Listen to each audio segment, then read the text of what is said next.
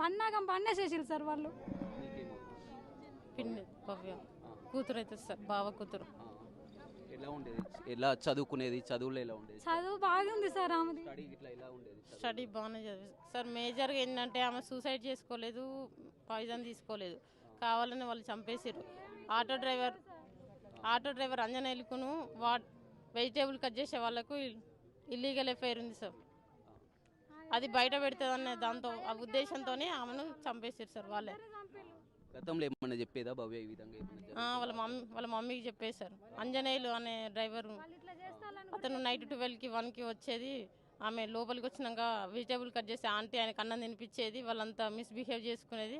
నాకు నచ్చక నేను మేడంకి చెప్పిన, కంప్లైంట్ ఇస్తే నన్ను అందరు వెరైటీగా చూశారు. నేను నిలదీసి అడిగే వరకు ఓర్చుకోలేకపోయారు.